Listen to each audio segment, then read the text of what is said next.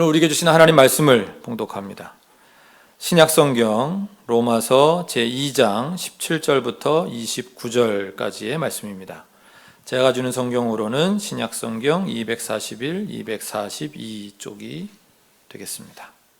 자, 제가 한 절, 여러분 한 절 교독하는 것으로 말씀을 봉독합니다. 유대인이라 불리는 네가 율법을 의지하며 하나님을 자랑하며 율법의 교훈을 받아 하나님의 뜻을 알고 지극히 선한 것을 분간하며 맹인의 길을 인도하는 자요 어둠에 있는 자의 빛이요 율법에 있는 지식과 진리의 모본을 가진 자로서 어리석은 자의 교사요 어린아이의 선생이라고 스스로 믿으니 그러면 다른 사람을 가르치는 네가 네 자신은 가르치지 아니하느냐 도둑질하지 말라 선포하는 네가 도둑질하느냐 간음하지 말라 말하는 내가 간음하느냐 우상을 가증히 여기는 내가 신적 물건을 도둑질하느냐 율법을 자랑하는 네가 율법을 범함으로 하나님을 욕되게 하느냐 기록된 바와 같이 하나님의 이름이 너희 때문에 이방인 중에서 모독을 받는도다. 네가 율법을 행하면 할례가 유익하나 만일 율법을 범하면 네 할례는 무할례가 되느니라. 그런즉 무할례자가 율법의 규례를 지키면 그 무할례를 할례와 같이 여길 것이 아니냐. 또한 본래 무할례자가 율법을 온전히 지키면 율법 조문과 할례를 가지고 율법을 범하는 너를 정죄하지 아니하겠느냐. 무릇 표면적 유대인이 아니요 표면적 육신의 할례가 아니니라. 같이 읽습니다. 오직 이면적 유대인이 유대인이며 할례는 마음에 알지니 영에 있고 율법 조문에 있지 아니한 것이라. 그 칭찬이 사람에게서가 아니요 다만 하나님에게서니라. 아멘. 기도드리고 말씀 듣겠습니다. 아버지 하나님, 감염병으로 인한 전염병으로 인한 이 고난이 길어지고 있습니다. 어려운 시간을 보내고 있는 주의 자녀들에게 주님 은총을 베풀어 주시옵소서. 지치지 아니하도록 또 두려움에 넘어지지 아니하도록 이 기회를 틈타 우리를 공격하는 악한 세력으로부터 우리를 지켜 주시옵소서. 시험에 들지 않도록 그리고 우리가 걸어가야 될 이 하늘 가는 길을 꿋꿋이 걸어갈 수 있도록 주님 우리를 인도하여 주옵소서. 이 어려운 때에 더 깊이 묵상하고 더 깊이 자신을 돌아보는 시간이 될 수 있도록 훗날 이 어려움의 시간이 내 삶의 가장 큰 유익한 시간이었다. 그런 고백을 할 수 있도록 주님 우리가 이 시간을 보내길 원합니다. 도와주시옵소서. 이제 부족한 종이 주의 말씀을 대언합니다. 이 종을 붙들어 주셔서 성령과 진리로 함께 하시는 주님을 만날 수 있는 복된 시간 될 수 있도록 인도하옵소서. 함께 하시는 주님께 감사와 영광을 돌리며 우리 주 예수 그리스도의 이름으로 간절히 기도하옵나이다. 아멘. 오늘 본문 가운데 17절부터 24절까지의 말씀 우리 다 같이 다시 한번 읽기를 원합니다. 17절부터 24절까지입니다.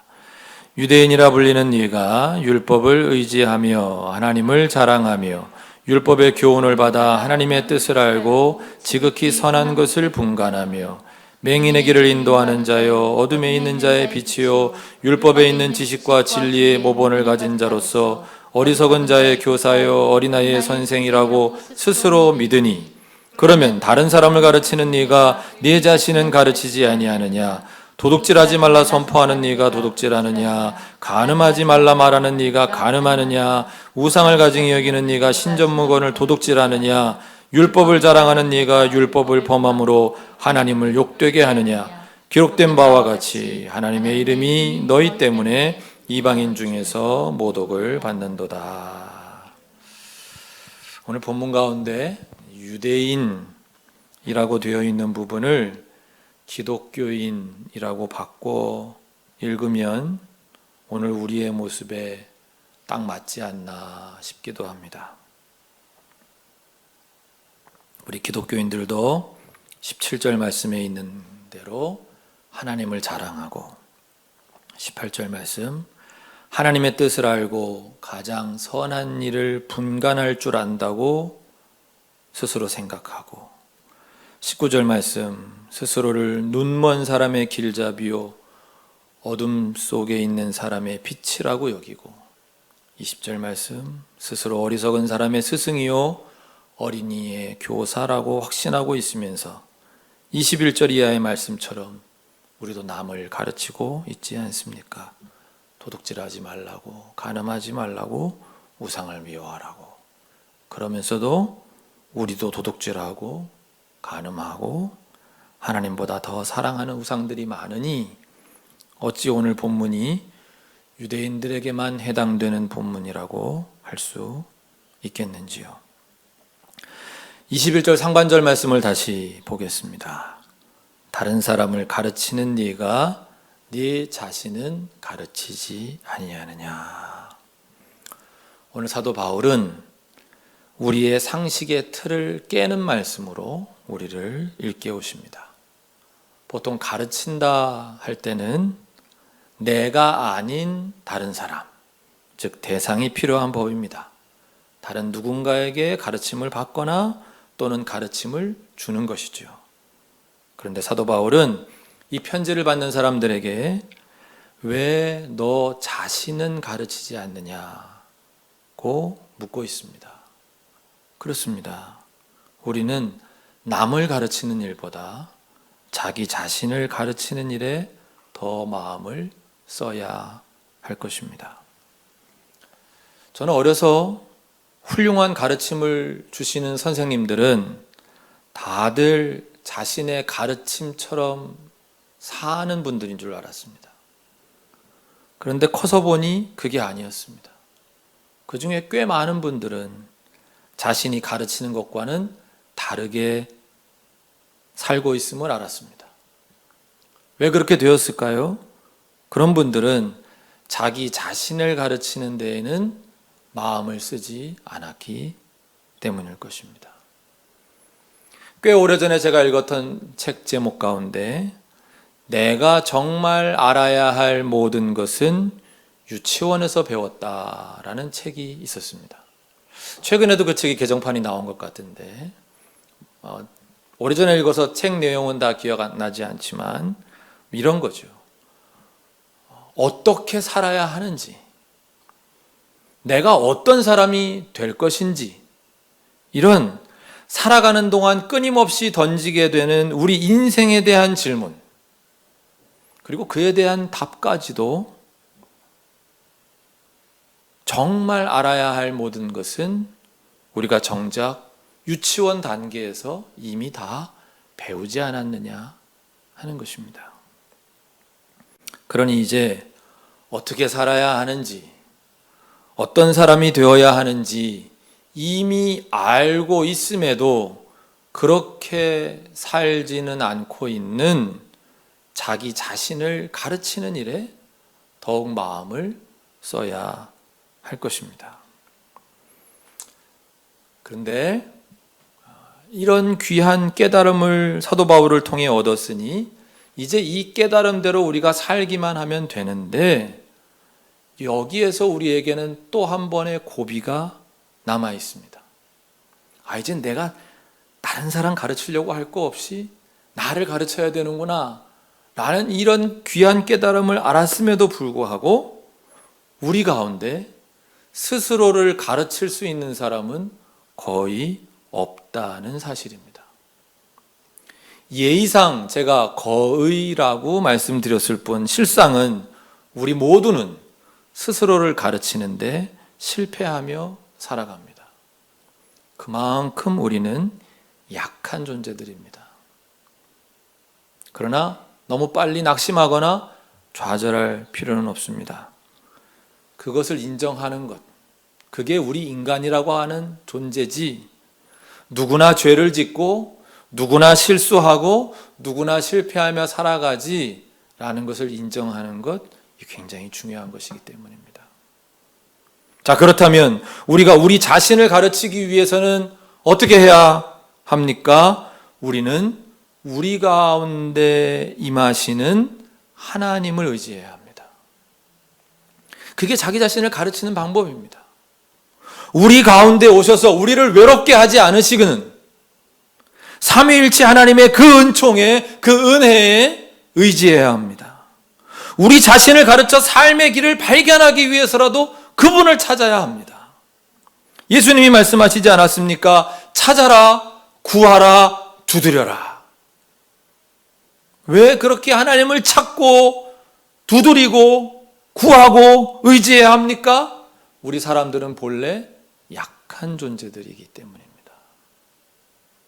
많은 철학자들과 종교들이 우리 인간 존재의 연약함을 인정하지 않았습니다. 지금도 인정하지 않습니다.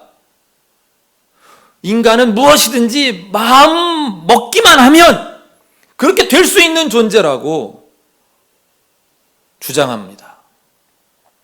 듣기에는 너무나도 참 좋은 말이지만 이것은 사실이 아닙니다. 우리는 자신의 약함을 인정할 줄 알아야 합니다. 종교개혁자 마틴 루터는 모든 인간은 거지라고 했습니다. 모든 인간은 가난하다 하는 겁니다. 돈이 없어 가난하기도 하지만 건강을 잃어 가난하기도 하고 관계를 잃어 가난하기도 합니다. 모든 인간은 어느 부분에선가는 결핍을 호소할 수밖에 없는 가난한 존재입니다. 그런 의미에서 우리 모두는 거지입니다. 물론 루터는 그리스도인이 비그리스도인보다 도덕적으로 우월하다는 교만을 버리라고 하는 의미로 이 말을 사용했다고 합니다마는 저는 이 말이 우리 인간의 본래성, 그 본성을 드러내고 있다고 생각됩니다. 그렇습니다. 그리스도인이나 비그리스도인이나 하나님의 관점에서 보면 우리는 모두 거지입니다. 그리스도인은 다만 어디 가야 밥을 얻어 먹을 수 있는지 아는 거지일 뿐입니다. 진짜 생명이 어디에 있는지 아는 거지. 그러니까 좀 다르긴 다르죠. 네. 예수님으로 오신 하나님께 가야 산다는 걸, 거기 가야 내가 생명의 떡을 얻을 수 있다는 걸 아는 거지입니다. 그래서 정보력을 가진 거지라 그걸 가지고 자랑을 하는 건데 이게 좀 꼴불견이다 이겁니다. 네 거를 다 네 게 아니고 다 위로부터 주어지는 건데 그게 어디 있는지 알았다고 그걸 자랑하고 그걸로 도덕적인 우월감을 갖고 그걸로 특권의식을 갖고 그걸로 남들을 차별하고 그게 얼마나 꼴불견이냐. 다 거지야. 다 거지야. 마틴 루터가 우리에게 일깨워 준 것이죠. 지난주 설교 말씀하고도 이어져 있어서 제가 조금 부연 설명을 했습니다마는 오늘 제가 말씀드리고 싶은 그 포인트, 그 지점은 모든 인간은 거지라는 데 있습니다. 그렇게 우리 모두는 가난한 존재고 약한 존재라는 것입니다.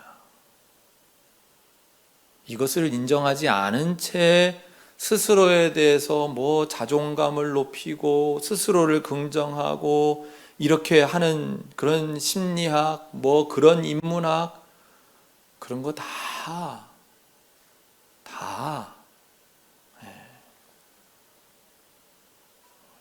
그런 게 우상입니다. 그런 게 우상입니다. 스스로를 믿을 수 있고 스스로를 의지할 수 있는 우리는 그런 존재가 아니라는 겁니다. 누구나 실수하고 누구나 죄를 짓습니다. 따라서 우리 인간 모두는 그리스도인이든 아니든 결국 은총에 기대어 살아야 하는 것입니다. 그렇기 때문에 자랑할 수 있는 게 없다는 겁니다. 그저 은총을 베푸시는 그분께 감사하며 살아가야 합니다. 다시 오늘 21절 말씀으로 돌아와서 정리해 보면 다른 사람이 아니라 자기 자신을 가르치며 살아야 하는 게 우리들인데, 사실은 자기 자신조차 가르칠 수 없는 그런 연약한 존재이기에, 그런 가난한 존재이기에 우리를 찾아오시는 주님, 우리에게 은총을 베푸시는 주님, 즉 우리 안에 그 신성을 심으시고 우리 안에 함께 하시는 그 주님의 그 신성을 찾고 그 신성에 의지하여 사는 데에 집중하고 그분과 하나 되려 하는 그 삶, 내 안에 자기중심성, 그 이기성과는 싸우고 내 안에 오신 신성, 즉 성부, 성자, 성령, 그 삼위일체 하나님의 인도하심에 발맞춰 동행하는 삶,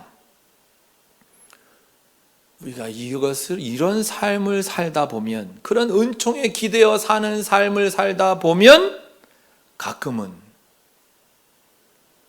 크게 의식하지 않았는데 율법을 지키려고 말이죠, 억지로 지키려고 하지 않았는데 그 하나님의 말씀을 그랬는데도 불구하고 내가 그 하나님 말씀대로 살아가고 있는 자신의 모습, 그리고 우리의 모습을 보게 되는 거죠. 이것이 지난 2000여 년의 그리스도인들의 증언입니다.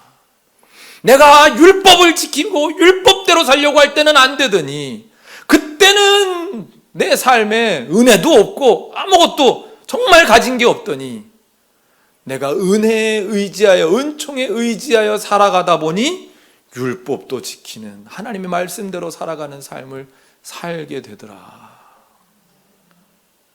자신과 이웃을 사랑하며 살아가는 그런 자신의 모습을 보게 되고, 미움보다 이해, 용서, 화평, 하나됨 등을 실천하고 있는 우리의 모습을 보게 되더라. 그래서 희망이 생기는 겁니다. 그래서 희망이 있는 겁니다. 아, 이거구나. 이런 방법이라면 이게 가능할 수도 있구나. 내 마음먹은 그거 하나 내 마음대로 안 되던, 희망이라고는 없던 인생이었는데, 정말 거지 같은 인생이고 정말 거지 같은 세상이었는데, 잘하면 희망이 있을 수도 있겠구나.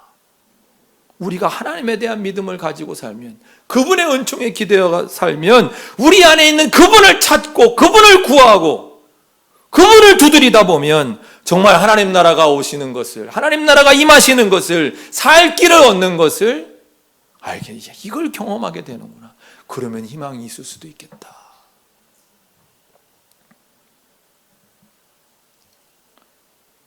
(24절) 말씀을 보겠습니다.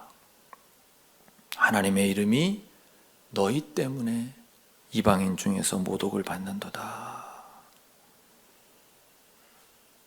이렇게 하나님께 기대어서 그 하나님을 찾고 우리가 살지 못하면 하나님의 이름이 우리 때문에 세상 사람 가운데서 모독을 받는다. 오늘날도 사람들이 기독교를 싫어하고 욕하는 것은 예수님 때문이 아닙니다. 교회가 엉망이고 목사가 엉터리고 교인들이 실망스러워서 싫어하고 욕하는 겁니다. 제가 전에 소개드렸던 필립 얀시의 하나님 은혜가 사라졌어요 라는 책에 교회의 모습이 본래 이랬다, 그러니 오늘날도 이렇게 되어야 되지 않느냐 하는 그런 내용들이 거기 많이 나오는데요. 왜 그러냐 하면 그 필립 얀시 그분 자체가 교회에 많이 실망해서 방황하다가 돌아온 분이거든요. 그래서 교회에 대한 이분의 어떤 그 애틋한 사랑이랄까, 정말 본질에 가까운 교회에 대한 갈급한 목마름이랄까, 이런 게 있습니다. 그래서 저에게 참 많이 도전이 되는데, 오늘도 제가 그 내용 중에 일부를 소개해드리면, PPT로 준비했으니까 같이 보시죠. 교회는 하나님께서 우리를 위한 가장 좋은 것들을 의도하시고, 죄와 실수는 불가피하지만 용서가 보장되고, 지지하고 지원하는 교회 공동체가 사람들의 짐을 나눠지고, 궁핍한 사람들을 위로한다는 지속적인 진리를 사람들에게 상기시켜주는 곳이 되어야 한다. 교회의 모습이 용서가 보장되는 공동체, 사람들의 짐을 나눠지는 공동체, 궁핍한 사람들을 위로하는 공동체가 될 수 있다면 오늘 본문 24절 말씀처럼 하나님의 이름이 우리 때문에 세상 사람들에게 모독을 받으실까? 저는 특별히 제가 소개해드린 내용 가운데서 이 문장, 죄와 실수는 불가피하지만 용서가 보장되고, 그렇습니다. 왜 용서해야 할까요? 우리도 죄를 지으니까, 우리도 실수하니까, 모든 사람이 다 그러니까. 용서가 없다면 우리 세상은 절망밖에는 남지 않겠죠. 모두가 처벌받아야 하니까. 그래서 용서는 새로운 가능성을 만드는 일이고, 용서는 희망을 만드는 일이기에 희생자들에게 용서를 강요할 수는 없지만, 만약 그분들이 용서할 수만 있다면 그 행위는 이미 신적 행위가 되기 때문에, 하나님의 행동이 되기 때문에 세상에 희망을 줄 수 있는 그런 용서가 보장되는 공동체가 교회다. 그래서 교회가 희망인 것이지요. 용서가 보장된다면 말입니다. 여러분 모두 이런 교회 다니고 싶으시죠? 저도 그런 교회의 평신도였으면 좋겠습니다. 저의 실수에 대해 정말 죄짓기 원하지 않지만 죄를 지었을 때 그 용서가 보장되는 그런 공동체가. 그런데 이미 아시겠지만 그런 교회를 다니고 싶다면 우리가 그런 교회 되는 수밖에는 없습니다. 아무리 찾아다녀봐야 그런 교회를 만날 수 없어요. 왜? 지금까지는 그런 교회였어도 내가 들어가는 순간 더 이상 그런 교회가 아닐 테니까.